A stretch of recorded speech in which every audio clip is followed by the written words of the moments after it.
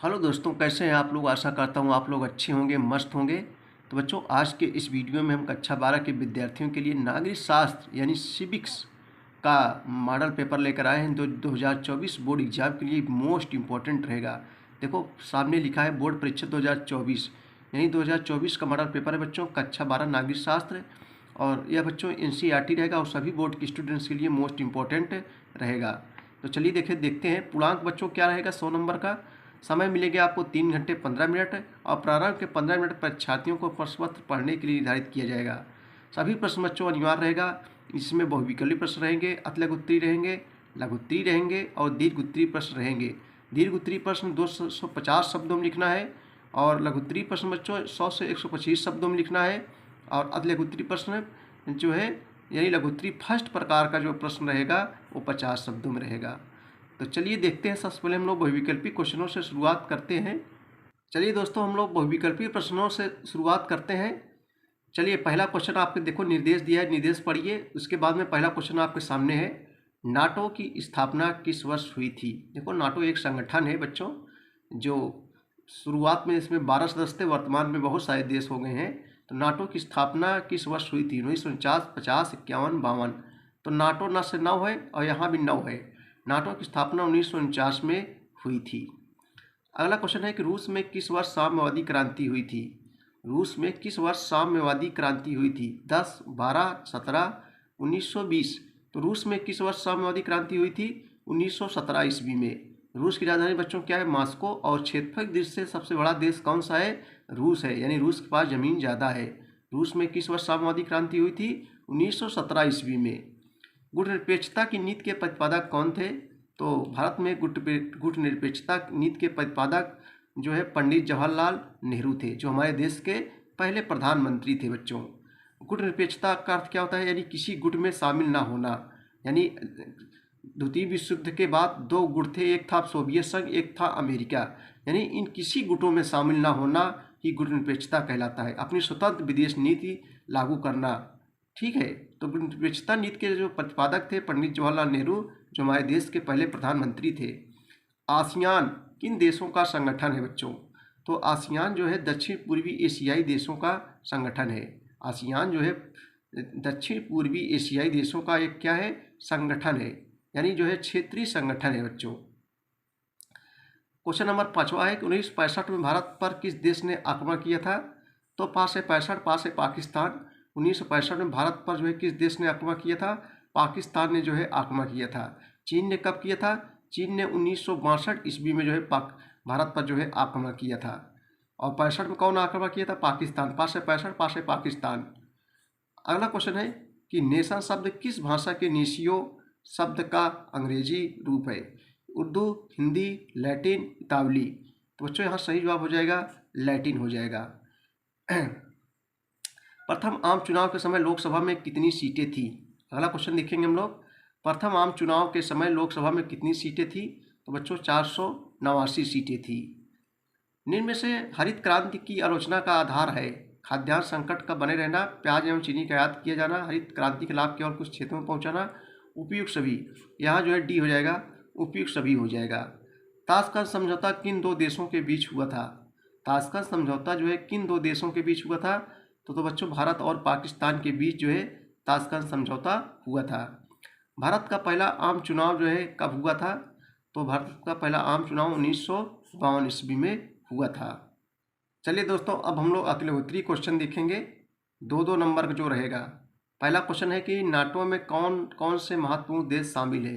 दूसरा है shock therapy के किसी एक परिणाम को उजागर कीजिए। सबसे पहले हम लोग देखेंगे नाटो में कौन कौन से महत्वपूर्ण देश शामिल हैं। तो चलिए इसका उत्तर देखते हैं हम लोग। चलिए बच्चों, नाटो में जब नाटो की प्रश्नोत्तर नंबर 11 का उत्तर हम लोग देखेंगे।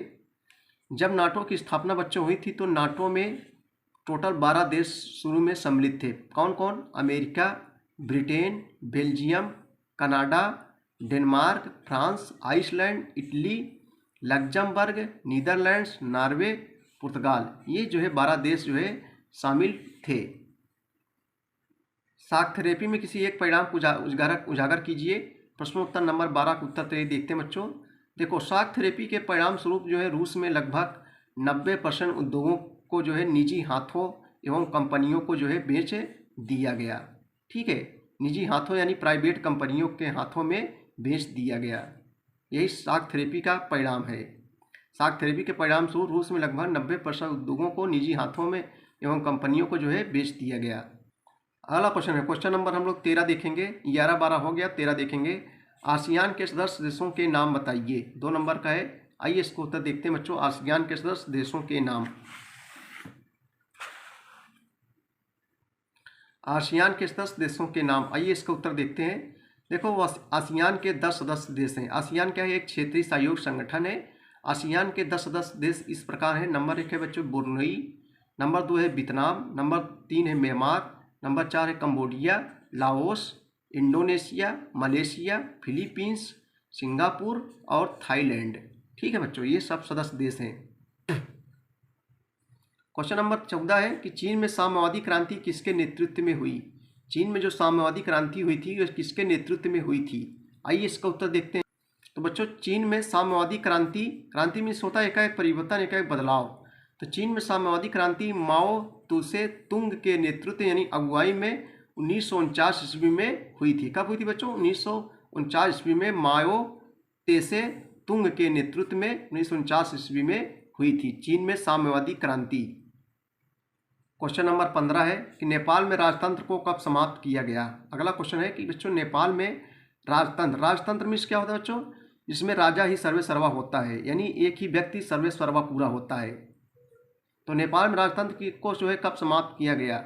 आइए इस उत्तर देखेंगे। क्वेश्चन नंबर 15 का उत्तर देखो बच्चों, नेपाल जिसकी राजधानी जो है काठमांडू है, नेपाल में पिछले 240 वर्षों में चले आ रहे राजतंत्र को जो है 28 मई 2008 को जो है समाप्त किया गया और नेपाल में गणतंत्र की जो है स्थापना हुई। देखो, राजतंत्र जो प्रणाली होती है बच्चों, जिसमें राजा ही सर्वे सर्वा होता है, जिसका चुनाव नहीं होता है। ठीक है, ताकत बल के बल पर जो है हो जाता है राजा। लेकिन गणतंत्र या लोकतंत्र में लोगों द्वारा सरकार चुनी जाती है, यानी जनता खुद जो है सरकार का जो है चुनाव करती है। क्वेश्चन नंबर 16 है कि राष्ट्र निर्माण की 2 चुनौतियां लिखें। राष्ट्र निर्माण की जो है 2 चुनौतियां लिखिए। आइए इसका उत्तर देखते हैं। राष्ट्र निर्माण की 2 चुनौतियां निम्नलिखित हैं। नंबर क्या है बच्चों? नंबर 1 क्या है? लोकतंत्र को जो है कायम रखना। नंबर 1 क्या है? लोकतंत्र को जो है कायम रखना। नंबर 2 जो है राष्ट्र का विकास करना। राष्ट्र का विकास करना ताकि जो है समस्त समाज का क्या हो सके? भला हो सके। यही जो है 2 है। अगला क्वेश्चन है, क्वेश्चन नंबर 17 है कि उत्तरी राज्यों जम्मू कश्मीर तथा पंजाब के 2 क्षेत्रीय राजनीतिक दलों के नाम बताइए। उत्तरी राज्यों जम्मू कश्मीर तथा पंजाब के 2 क्षेत्रीय राजनीतिक दलों के नाम बताइए। चलिए इसका उत्तर देखते हैं। प्रश्नोत्तर नंबर 17 का उत्तर देखते हैं हम लोग। देखो बच्चों, जम्मू कश्मीर का जो है महत्वपूर्ण क्षेत्रीय दल नेशनल कॉन्फ्रेंस है। कौन सा है? नेशनल कॉन्फ्रेंस है। जबकि जो है पंजाब का जो है महत्वपूर्ण क्षेत्रीय दल शिरोमणि अकाली दल है। शिरोमणि अकाली दल है। ठीक है, कश्मीर का जो है नेशनल कॉन्फ्रेंस और पंजाब का क्षेत्रीय दल शिरोमणि अकाली दल है। चलिए नेक्स्ट क्वेश्चन देखेंगे हम लोग। क्वेश्चन नंबर 18 है बच्चों, सार्वजनिक क्षेत्र में क्या दोष पाए जाते हैं? सार्वजनिक किसे कहते हैं? जो सब यूज के जो सरकारी होता है उसे सार्वजनिक बोला जाता है। तो सार्वजनिक क्षेत्र में क्या दोष पाए जाते हैं? चलिए इसका उत्तर देखते हैं हम लोग। सार्वजनिक क्षेत्र में क्या दोष पाए जाते हैं बच्चों? देखो, सार्वजनिक जो सरकारी होता है, सार्वजनिक क्षेत्र के कर्मचारियों में अनुशासनहीनता, कार्यकुशलता में कमी तथा जो है उत्तरदायित्व की जो है कमी पाई जाती है। सार्वजनिक क्षेत्र के कर्मचारियों में अनुशासनहीनता, कार्यकुशलता में कमी तथा जो है उत्तरदायित्व की जो है कमी पाई जाती है बच्चों। क्वेश्चन नंबर 19 है कि 1971 के बाद भारत पाकिस्तान युद्ध में किस नए देश का जन्म हुआ? 1971 के बाद भारत पाकिस्तान युद्ध में, जब भारत पाकिस्तान के बीच युद्ध हुआ था, उस समय किस देश का नए देश का जन्म हुआ? तो बच्चों बांग्लादेश। उस देश का नाम क्या था? जो है बांग्लादेश का राज्य का नया उदय हुआ। अगला क्वेश्चन नंबर 20 है, भारतीय जनसंघ के संस्थापक अध्यक्ष कौन थे? भारतीय जनसंघ के संस्थापक अध्यक्ष कौन थे? चलिए इसका उत्तर देखते हैं हम लोग। क्वेश्चन नंबर 20 का उत्तर हम लोग देखते हैं। भारतीय जनसंघ के अध्यक्ष एवं संस्थापक, तो भारतीय जनसंघ के संस्थापक एवं अध्यक्ष डॉक्टर श्यामा प्रसाद मुखर्जी, एस.सी. मुखर्जी, यही डॉक्टर श्यामा प्रसाद मुखर्जी जनसंघ के संस्थापक एवं अध्यक्ष थे। जनसंघ की स्थापना बच्चों अक्टूबर 1951 ईस्वी में हुई थी। कब हुई थी? अक्टूबर 1951 ईस्वी में हुई थी। चलिए अगला क्वेश्चन हम लोग देखते हैं। देखो बच्चों, अब जो है आप लघुत्तरीय प्रश्न मिलेंगे, लघुत्तरीय फर्स्ट प्रकार के प्रश्न जो 5-5 अंकों का रहेगा। ठीक है, ये सब प्ले लिस्ट में सब क्वेश्चन आपको मिल जाएंगे। कक्षा 12 हिस्ट्री, कक्षा 12 सिविक्स यानी नागरिक शास्त्र के नाम से प्ले लिस्ट बनाई गई है, उस पर सब आपको बच्चों ये सब क्वेश्चन मिल जाएंगे। देसी रजवाड़ से क्या अभिप्राय है? स्वतंत्रता के समय भारत में ऐसे रजवाड़ों की संख्या कितनी थी? तो 562 देसी रियासतें थी, जिसको सरदार वल्लभ भाई पटेल ने जो है बच्चों एक किए थे। उसके बाद लघुत्तरीय सेकंड प्रकार का क्वेश्चन रहेगा जो 6-6 अंकों का रहेगा। कितने अंकों का? 6 अंकों का रहेगा बच्चों। ठीक है, उसके बाद में दीर्घोत्तरीय प्रश्न जो रहेगा 8 अंकों का रहेगा। जहां अथवा लग जाए सिर्फ एक ही क्वेश्चन आपको करना है, जहां भी अथवा लगे सिर्फ एक क्वेश्चन उसमें से करना है, जो 8-8 अंकों को आपको देखने को मिलेंगे।